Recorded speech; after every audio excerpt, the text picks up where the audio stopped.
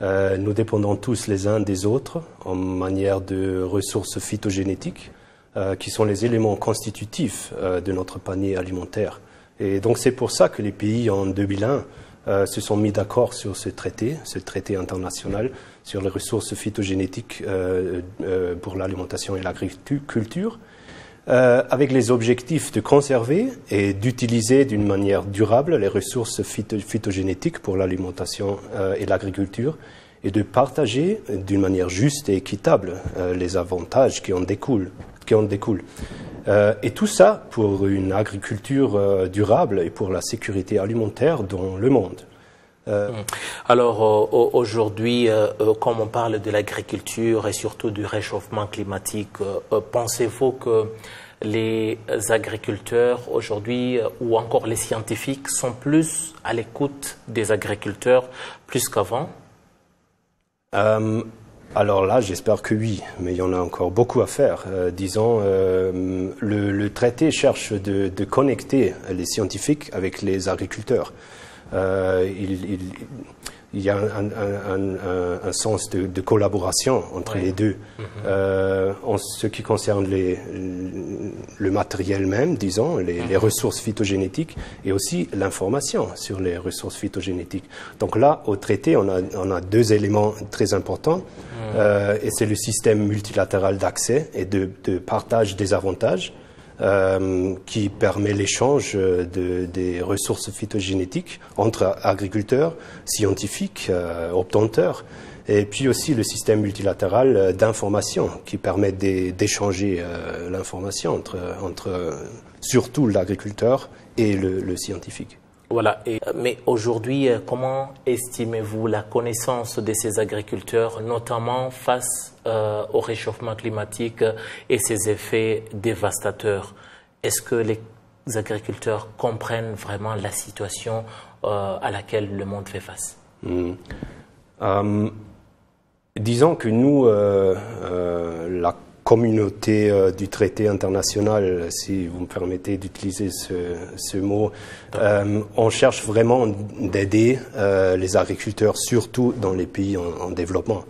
Donc on a établi un fonds fiduciaire pour le partage des avantages qui aide surtout les agriculteurs dans les pays en développement de faire face en promouvant, de faire face au changement climatique.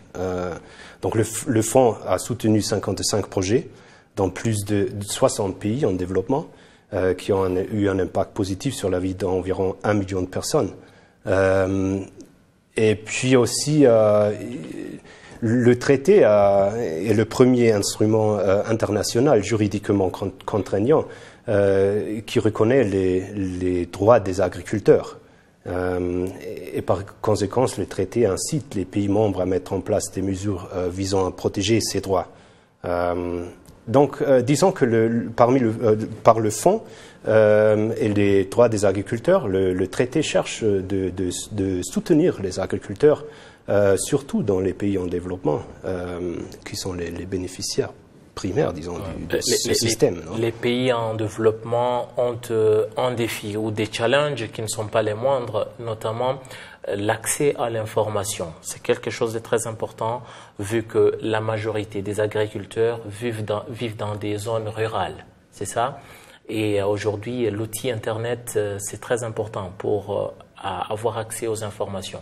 Et ce n'est pas toujours le cas dans les pays en développement et notamment sur le continent africain. Comment faites-vous pour aider cet agriculteur-là en zone rurale pour accéder à l'information aujourd'hui?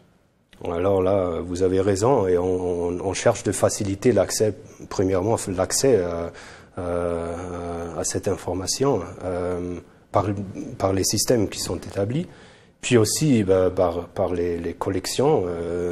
On aide les agriculteurs à développer des collections où ils peuvent accéder à cette information,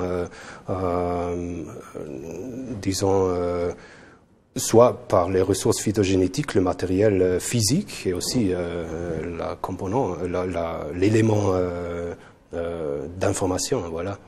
Le thème de la session de cette année, c'est notamment le programme de développement durable à l'horizon 2030 et surtout le rôle des ressources phytogénétiques pour l'alimentation et l'agriculture. Alors, pouvez-vous nous donner plus de détails à ce sujet? Oui, voilà, ce sujet a été choisi comme thème principal cette fois-là. Et on peut dire que la communauté du traité international contribue directement à la réalisation des objectifs du programme de développement durable à l'horizon 2030. Et en particulier en ce qui concerne l'objectif numéro 2, promouvoir l'agriculture durable et lutter contre la faim. Et aussi l'objectif numéro 15, mettre fin à la perte de la biodiversité des cultures. Et puis il y en a des autres objectifs auxquels le traité contribue, œuvrer pour l'égalité des sexes, lutter contre le changement climatique et surtout éliminer la pauvreté, objectif principal bien sûr. Et aujourd'hui, vous pouvez nous dire ce que vous attendez exactement, parce qu'il y a presque 400 ou à 500 personnes qui vont participer à la session de Kigali. Qu'est-ce que vous attendez après cette session? Alors l'organe directeur qui se réunit cette fois au Rwanda se réunit en fait une fois tous les 2 ans pour discuter des progrès réalisés dans l'exercice biennal, le dernier exercice biennal, et d'établir l'orientation et les activités futures du prochain exercice biennal. Et cette fois-là, on espère surtout des décisions importantes dans les domaines de l'amélioration de la stratégie du financement du traité international, les droits des agriculteurs que je viens de mentionner, et le système mondial d'information. Et surtout, on espère que l'organe directeur guide la communauté internationale du traité vers un avenir plus stable, avec un panier alimentaire plus inclusif et aussi une source de revenus plus stable et prévisible afin d'assurer la poursuite de l'élan. Monsieur Tobias Kini, merci d'avoir été de nôtre. Merci à vous, c'était un plaisir.